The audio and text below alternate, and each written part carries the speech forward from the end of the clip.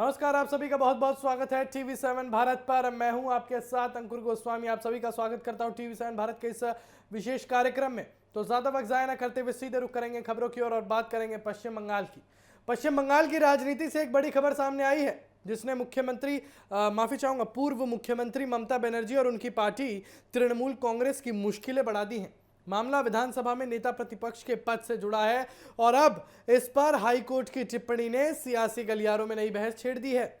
दरअसल पश्चिम बंगाल विधानसभा में बीजेपी विधायक शुभेंदु अधिकारी नेता प्रतिपक्ष की जो है वो भूमिका निभा रहे थे, जो कि अब पश्चिम बंगाल के मुख्यमंत्री है। लेकिन इसी बीच टीएमसी नेता ऋतुपर्ज बनर्जी की ओर से की याचिका दायर की गई, जिसमें विधानसभा के भीतर कुछ प्रक्रियाओं और स्पीकर की भूमिका को लेकर सवाल उठाए गए। और इस मामले की सुनवाई के दौरान हाईकोर्ट ने जो रुख अपनाया उसे टीएमसी के लिए एक झटके के तौर पर देखा जा रहा है। मामला सुनने के दौरान अदालत ने साफ संकेत दिए कि विधानसभा की कार्यवाही और संवैधानिक पदों से जुड़े मामलों में नियमों और स्थापित प्रक्रियाओं का पालन सबसे महत्वपूर्ण है। कोर्ट की टिप्पणियों के बाद राजनीतिक गलियारों में चर्चा शुरू हो गई कि क्या ये फैसला टीएमसी की रणनीति पर असर डाल सकता है। और दिलचस्प बात यह है कि बंगाल की राजनीति पहले से ही काफी गर्म है। एक तरफ सत्तारूढ़ बीजेपी है और दूसरी तरफ विपक्ष में तृणमूल कांग्रेस है। बीजेपी भी लगातार टीएमसी को घेरने की कोशिश कर रही है और टीएमसी जो है वो लगातार टूटने से बचने की कोशिश कर रही है। और ऐसे माहौल में जब कोई मामला अदालत तक पहुंचता है तो उसका राजनीतिक महत्व और बढ़ जाता है। बीजेपी इस घटनाक्रम को एक तरीके से अपनी एक और जीत के रूप में पेश करने की कोशिश कर रही है। पार्टी नेताओं का कहना है कि लोकतांत्रिक संस्थाओं और संवैधानिक प्रक्रियाओं का सम्मान होना चाहिए। वहीं टीएमसी का भी पक्ष है कि उसने अपने अधिकारों और संवैधानिक प्रावधानों के तहत ही कदम उठाए हैं। अब इस पूरे विवाद ने एक बड़ा सवाल खड़ा कर दिया है कि क्या विधानसभा के अंदर होने वाले राजनीतिक फैसलों को अदालत में चुनौती देना लोकतंत्र का हिस्सा है या फिर इससे राजनीतिक टकराव और बढ़ता है। और यही वो मुद्दा है जिस पर राजनीतिक विश्लेषक भी अलग अलग राय रख रहे हैं। बंगाल की राजनीति में वैसे भी हर छोटा घटनाक्रम जो है बड़ी चर्चा का विषय बन जाता है। कारण साफ है, राज्य में सत्ता है और विपक्ष के बीच टकराव है और ये जो टकराव है वो लगातार बढ़ता चला जाता है। ऐसे में अदालत से जुड़ा कोई भी फैसला तुरंत राजनीतिक रंग ले सकता है। फिलहाल इस मामले में अंतिम फैसला भी आना बाकी है, लेकिन हाईकोर्ट की शुरुआती टिप्पणियों ने सियासी माहौल को जरूर गर्मा दिया है। टीएमसी के लिए स्थिति थोड़ी असहज नजर आ रही है, जबकि विपक्ष इसे सरकार के खिलाफ एक नैतिक बढ़त के रूप में देख रहा है। अब सबकी नजर इस बात पर है कि आने वाले दिनों में अदालत का अंतिम रुख क्या रहता है और इसका असर बंगाल की राजनीति पर कितना पड़ता है, क्योंकि ये सिर्फ एक कानूनी मामला नहीं बल्कि सत्ता और विपक्ष के बीच चल रही राजनीतिक लड़ाई का भी अहम हिस्सा बन चुका है। और फिलहाल इतना तय है कि पश्चिम बंगाल की राजनीति में यह मुद्दा आने वाले दिनों में चर्चा का केंद्र बना रहेगा और जैसे जैसे मामले में नई सुनवाई और नए घटनाक्रम सामने आएंगे वैसे वैसे राजनीतिक तापमान भी बढ़ता नजर आ सकता है।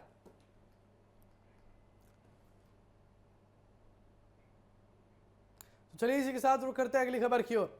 पश्चिम बंगाल की ही बात करते हैं। चलिए पहले पश्चिम बंगाल से एक ऐसी तस्वीर सामने आई जिसने राजनीति, कानून व्यवस्था और पुलिस कार्रवाई तीनों को चर्चा के केंद्र में ला दिया। चर्चा का विषय है तृणमूल कांग्रेस के नेता या यूं कहूं फलता के उम्मीदवार जो रह चुके थे जहांगीर खान, जिन्हें पुलिस ने गिरफ्तार करने के बाद कथित तौर पर हाफ पैंट में सड़क पर ले जाते हुए पेश किया। घटना का वीडियो और तस्वीरें सामने आने के बाद पूरे बंगाल में इसको लेकर बहस छिड़ गई। ये वही जहांगीर खान हैं जो खुद को पुष्पा बता रहे थे। आप सभी को याद होगा जब पश्चिम बंगाल में बाकायदा चुनाव ऑब्जर्वर आईपीएस अजय पाल शर्मा की नियुक्ति हुई थी तो उन्होंने जहांगीर खान के खिलाफ कुछ ऐसे बयान दिए थे जिसमें स्पष्ट तरीके से जहांगीर खान का नाम नहीं था, लेकिन जहांगीर खान को टीएमसी समर्थकों को यही लगा कि उन्हीं का नाम है। तो उसके बाद इन्होंने भी आकर राजनीतिक मंच से सीधे तौर पर यह कह दिया कि अगर वो सिंघम है, यानी कि आईपीएस अजय पाल शर्मा अगर सिंघम है तो मैं भी पुष्पा हूं। और देखते हैं कि पुष्पा भारी पड़ता है या सिंघम, लेकिन तस्वीरों के अनुसार सिंघम झुकता हुआ नजर आ रहा है। फालता इलाके में जहांगीर खान कोई साधारण नाम नहीं माना जाता। इलाके में उनका खासा प्रभाव बताया जाता रहा है, लेकिन अब वही जहांगीर खान पुलिस कार्रवाई के बाद सुर्खियों में है। गिरफ्तारी के बाद जब उन्हें पुलिस हिरासत में ले जाया गया तब उनके हाफ पैंट में सड़क पर चलते हुए दृश्य कैमरे में कैद हो गए। इसके बाद सोशल मीडिया पर तस्वीरें तेजी से वायरल होने लगी। कुछ लोग इसे कानून का सख्त संदेश बता रहे थे तो कुछ लोग सवाल उठा रहे थे कि क्या किसी आरोपी के साथ इस तरह का व्यवहार उचित है। अब आप बताइए कि इस व्यवहार में गलत क्या है? क्या हाफ पैंट पहनना गलत है? क्या टी शर्ट में जो है अगर पुलिस प्रशासन लेके जाए किसी कैदी को तो वो गलत है? यही मामला, यही वजह है कि ये मामला सिर्फ एक गिरफ्तारी तक सीमित नहीं रहा, बल्कि पुलिस की कार्यप्रणाली और आरोपी के अधिकारों पर भी चर्चा शुरू हो चुकी है। और दरअसल पुलिस का कहना है कि कार्रवाई कानून के दायरे में की गई है और आरोपी के खिलाफ गंभीर आरोपों की जांच चल रही है। लेकिन आप सोचिए कि अगर इसके ऊपर राजनीति होगी, इस बात पर राजनीति होगी, इस हाफ पैंट पर राजनीति होगी, तो पक्ष क्या रखा जाएगा? कि किस वजह से यहाँ पर राजनीति बताई जा रही, किस वजह से यहाँ पर जो है विरोधियों को एक तरीके से, किस तरीके से यहाँ पर बीजेपी पर कटाक्ष किया जाएगा, किस तरीके से बीजेपी पर सवाल उठाए जाएंगे कि भैया जहांगीर खान को हाफ पैंट में आपने क्यों भेजा। सवाल यहाँ पर हाफ पैंट का नहीं है, सवाल यहाँ पर यह है कि बीजेपी की सरकार आने के बाद जहांगीर खान के ऊपर कार्रवाई हो रही है। अगर ये सारी जितने भी गुनाह हैं जहांगीर खान के खिलाफ, जिनके खिलाफ केस चल रहा है, ये गुनाह टीएमसी के सरकार में क्यों नहीं हुआ? इसकी कार्रवाई टीएमसी के सरकार में क्यों नहीं की गई? और ये कोई पहला नेता नहीं है टीएमसी का जिसके खिलाफ ऐसी कार्रवाई की जा रही हो। टीएमसी में जहांगीर खान के अलावा ऐसे बहुत से नेता हैं जिनको पैदल यात्रा कराई गई है, उनके घर से पुलिस स्टेशन तक। और दिलचस्प बात आपको बताएं कि जैसे ये वीडियो सामने आया, सोशल मीडिया पर लोगों ने जहांगीर खान की तुलना फिल्म पुष्पा के किरदार से करनी शुरू कर दी।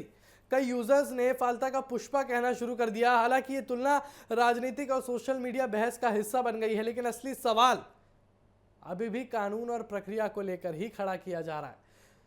बंगाल की राजनीति में वैसे भी इन दिनों माहौल काफी गर्म है। सत्ता पक्ष और विपक्ष के बीच लगातार आरोप प्रत्यारोप चल रहे हैं और ऐसे में जहांगीर खान की गिरफ्तारी और उसके बाद सामने आई तस्वीरों ने राजनीतिक माहौल को और ज्यादा गर्म कर दिया है। और विशेषज्ञों का मानना है कि किसी भी हाई प्रोफाइल गिरफ्तारी में पुलिस की कार्रवाई पर लोगों की नजर रहती है, क्योंकि ऐसे मामलों में सिर्फ आरोपी ही नहीं बल्कि पूरी व्यवस्था की छवि भी चर्चा का विषय बन जाती है। और यही वजह है कि अब ये मामला सिर्फ स्थानीय स्तर तक सीमित नहीं रह गया बल्कि राज्यभर में चर्चा का विषय बन गया है। अब बड़ा सवाल ये है कि क्या ये सिर्फ एक सामान्य पुलिस कार्रवाई थी या इसके पीछे कोई राजनीतिक संदेश था? क्या इस मामले में आगे कोई कानूनी या फिर प्रशासनिक बहस होगी? और क्या वायरल तस्वीरें इस पूरे केस की दिशा को प्रभावित करेंगी? चलिए, फिलहाल इतना तय है कि फाल्ता से सामने आई ये घटना बंगाल की राजनीति और कानून व्यवस्था दोनों को लेकर नई बहस छेड़ चुकी है और आने वाले दिनों में इस मामले पर और प्रतिक्रियाएं सामने आ सकती हैं। तो चलिए इसी के साथ सीधा रुख करते हैं अगली खबर की और बात करते हैं समुद्री इलाकों की, खास तौर पर हॉर्मोज की, क्योंकि ये वाली खबर भारत की और भारतीयों से जुड़ी हुई है। दुनिया के सबसे संवेदनशील समुद्री इलाकों में से एक हॉर्मोज एक बार फिर सुर्खियों में है, लेकिन इस बार वजह सिर्फ अमेरिका और ईरान के बीच बढ़ता तनाव नहीं बल्कि एक भारतीय जहाज पर हुआ हमला है। इस घटना में एक भारतीय नाविक की मौत की खबर सामने आई है, जिसके बाद मामला और गंभीर हो गया है। जानकारी के मुताबिक खाड़ी क्षेत्र में बढ़ते सैन्य तनाव के बीच एक भारतीय जहाज को निशाना बनाया गया और घटना उस समय हुई जब क्षेत्र में अमेरिकी सैन्य गतिविधियां और सुरक्षा अभियान तेज थे। शुरुआती रिपोर्टों के अनुसार जहाज को हुए नुकसान और उसके बाद की परिस्थितियों में एक भारतीय नाविक की जान चली गई। इस खबर ने भारत समेत अंतर्राष्ट्रीय समुद्री समुदाय की चिंता बढ़ा दी। दरअसल हॉर्मोज दुनिया के सबसे महत्वपूर्ण समुद्री व्यापार मार्गों में गिना जाता है। दुनिया के बड़े हिस्से का तेल और गैस इसी रास्ते से होकर गुजरता है और ऐसे में जब भी इस इलाके में तनाव बढ़ता है, उसका असर सिर्फ क्षेत्रीय राजनीति तक नहीं बल्कि पूरी दुनिया की अर्थव्यवस्था पर पड़ता है। और इस घटना के बाद सबसे बड़ा सवाल ये खड़ा हो गया है कि आखिर भारतीय जहाज इस संघर्ष के बीच कैसे आ गया? क्या यह हमला सीधे तौर पर जहाज को निशाना बनाकर किया गया था? और क्या यह पहली बार है कि किसी भारतीय जहाज पर ईरान द्वारा हमला हुआ हो? ऐसा पहले भी हो चुका है। तब ईरान के दूतावास को जो है भारतीय एजेंसीज द्वारा गौरतलब मतलब एक तरीके से उनको लाइन हाजिर किया गया, बुलाया गया, तलब किया गया, उनसे जवाबदेही मांगी गई। लेकिन ये तस्वीरें दोबारा आना ये ईरान के लिए और भारत के लिए चिंताजनक विषय है। भारत सरकार इस पूरे घटनाक्रम पर नजर बनाए हुए है। विदेश मंत्रालय और संबंधित एजेंसियां मामले की जानकारी जुटाने में लगी है। भारतीय नाविक की मौत की खबर ने स्वाभाविक रूप से चिंता बढ़ा दी है, क्योंकि दुनिया भर में हजारों भारतीय समुद्री क्षेत्र में काम करते हैं और खाड़ी क्षेत्र उनके लिए महत्वपूर्ण कार्यस्थल माना जाता है। और विशेषज्ञों का कहना है कि जब किसी क्षेत्र में सैन्य तनाव बढ़ता है तो सबसे ज्यादा जोखिम व्यापारिक और नागरिक जहाजों के लिए पैदा हो जाता है। ऐसे हालात में कई बार वो सीधे संघर्ष का हिस्सा ना होते हुए भी उसकी चपेट में आ जाते हैं, और यही वजह है कि अंतर्राष्ट्रीय समुद्री संगठनों की ओर से भी लगातार सतर्कता बरतने की सलाह दी जाती रही है। इस घटना का असर केवल सुरक्षा तक सीमित नहीं है। अगर हॉर्मुज़ क्षेत्र में तनाव और बढ़ता है तो तेल की कीमतों, वैश्विक व्यापार और शिपिंग लागत पर भी असर पड़ सकता है। दुनिया पहले से ही कई भू राजनीतिक चुनौतियों का सामना कर रही है और ऐसे में एक घटना नई चिंता पैदा कर रही है। फिलहाल सबसे जरूरी बात यह है कि घटना की पूरी सच्चाई सामने आए। भारतीय नाविक की मौत कैसे हुई, जहाज को कितना नुकसान पहुंचा और इसके पीछे की परिस्थितियां क्या थी, इन सभी सवालों के जवाब आने वाले दिनों में स्पष्ट हो सकते हैं। लेकिन इतना तय है कि हॉर्मुज़ से आई ये खबर सिर्फ एक समुद्री घटना नहीं, ये उस बढ़ते अंतर्राष्ट्रीय तनाव की तस्वीर भी है जिसका असर दुनिया के किसी भी कोने तक पहुंच सकता है। यानी तस्वीरों के माध्यम से सीधे तरीके से समझ आ रहा है कि यहाँ पर जो है लगातार बार बार जो हम भारतीय जहाज़ों पर हमला देख रहे हैं। याद कीजिए, भारत ही ऐसा पहला देश था जो स्ट्रेट ऑफ हॉर्मुज़ से पाबंदी के बाद पहले अपना जहाज लेके आया था, लेकिन उसके बाद ऐसी खबर आना अपने आप में काफ़ी ज़्यादा चिंताजनक विषय बन जाता है। फिलहाल इसी के साथ बढ़ते हैं अगली खबर की तरफ, और अगली खबर भी हमारी पश्चिम बंगाल को लेकर है। पश्चिम बंगाल की राजनीति में इन दिनों चर्चाओं का बाजार गर्म है। वजह है तृणमूल कांग्रेस और कांग्रेस को लेकर फैल रही वो अटकलें, जिनमें दोनों दलों के बीच किसी तरह के विलय या राजनीतिक एकीकरण की बातें कही जा रही थी। लेकिन अब कांग्रेस ने इन तमाम चर्चाओं को साफ तौर पर खारिज कर दिया है। इसके बाद बंगाल की राजनीति में एक नया सियासी मोड़ देखने को मिल रहा है। दरअसल पिछले कुछ दिनों से राजनीतिक गलियारों में चर्चा चल रही थी कि पश्चिम बंगाल में बदलते राजनीतिक समीकरणों और कुछ आंतरिक चुनौतियों के बीच तृणमूल कांग्रेस और कांग्रेस के रिश्तों को लेकर नई संभावनाएं बन रही हैं। कुछ रिपोर्ट्स और राजनीतिक चर्चाओं में यहां तक कहा जाने लगा कि दोनों दलों के बीच किसी बड़े समझौते या विलय की जमीन तैयार हो सकती है। लेकिन कांग्रेस ने अब इन अटकलों पर विराम लगाने की कोशिश की है। पार्टी नेताओं ने स्पष्ट शब्दों में कहा है कि तृणमूल कांग्रेस के साथ किसी भी तरह के विलय का सवाल ही नहीं उठता, और कांग्रेस का कहना है कि वो अपनी राजनीतिक पहचान और संगठनात्मक ढांचे के साथ आगे बढ़ रही है और ऐसी चर्चाओं का कोई आधार नहीं है। और दिलचस्प बात यह है कि बंगाल की राजनीति हमेशा से काफ़ी जटिल रही है। एक समय कांग्रेस और तृणमूल कांग्रेस साथ भी रहे, लेकिन बाद में दोनों दल अलग अलग रास्तों पर चल पड़े। इसके बाद राज्य में दोनों के बीच राजनीतिक प्रतिस्पर्धा भी देखने को मिली और कई मौक़ों पर एक दूसरे के खिलाफ तीखे बयान भी सामने आए। और यही वजह है कि जब विलय या एकीकरण जैसी चर्चाएं सामने आई तो राजनीतिक हलकों में हलचल बढ़ गई। लोगों के मन में सवाल उठने लगे कि क्या बंगाल में कोई बड़ा राजनीतिक बदलाव होने वाला है, क्या विपक्षी राजनीति का नया अध्याय शुरू हो सकता है। लेकिन कांग्रेस के ताज़ा रुख ने फिलहाल इन चर्चाओं को काफ़ी हद तक शांत कर दिया है। वहीं राजनीतिक विश्लेषकों का मानना है कि ऐसी अटकलें अक्सर तब तेज हो जाती हैं जब किसी राज्य में राजनीतिक परिस्थितियां तेजी से बदल रही हों।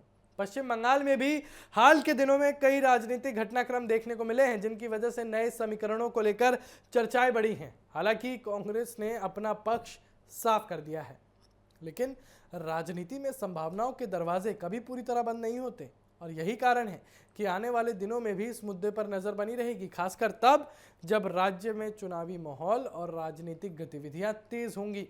फिलहाल इतना जरूर कहा जा सकता है कि कांग्रेस ने तृणमूल कांग्रेस के साथ विलय की खबरों को सिरे से नकार कर अपना संदेश साफ कर दिया है। पार्टी ये दिखाना चाहती है कि वो स्वतंत्र राजनीतिक ताकत के रूप में अपनी भूमिका निभाने के लिए प्रतिबद्ध है, और अब देखना होगा कि इस बयान के बाद बंगाल की राजनीति में क्या नए संकेत सामने आते हैं और विपक्षी दलों की रणनीति किस दिशा में आगे बढ़ती है, क्योंकि पश्चिम बंगाल की राजनीति में हर बयान और हर संकेत के कई राजनीतिक मायने निकाले जाते हैं। तो चलिए, मेरे साथ फिलहाल के लिए बस इतना ही, और तमाम बड़ी खबरों के लिए बने रहिए TV7 भारत के साथ। नमस्कार।